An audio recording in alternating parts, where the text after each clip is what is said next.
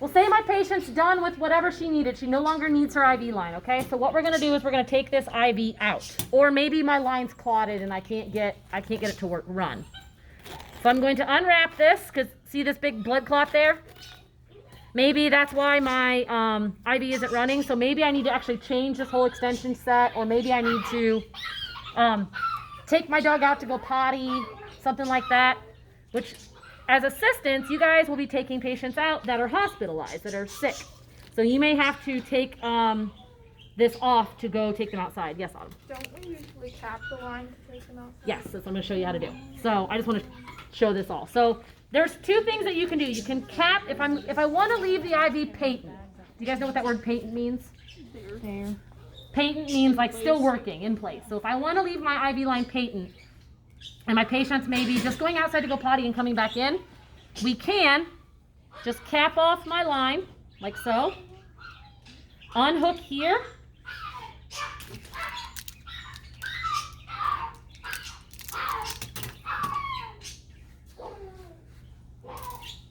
And I can just place a cap on my line. So now all I've done is stop this from running. So the bag's turned off. This is good to go. I can flush the line. And I would usually do this with a heparin flush, which we make heparin flush at my clinic in bags like this, and then we label heparin on them in big, huge letters. So I could draw heparin flush out, and heparin would prevent clots from forming around the catheter. And then again, I can pinch this off, and I'd want to use the port that's closest, but I'm just going to use a further one away just for an example for you guys.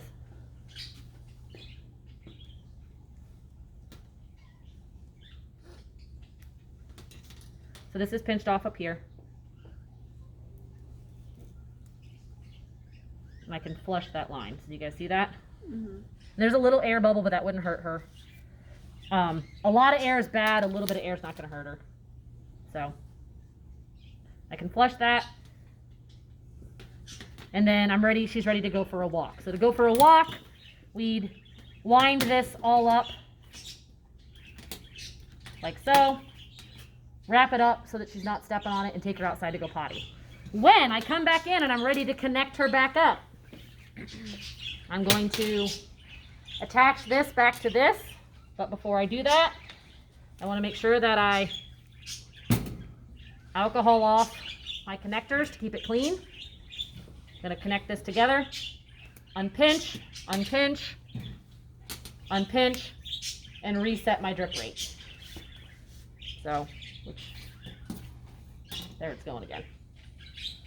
It's positional in her leg, so when she does this with her leg, it kind of slows the blood flow down in her leg. So I can set the drip rate again and let her get going. Does that make sense? Mm-hmm.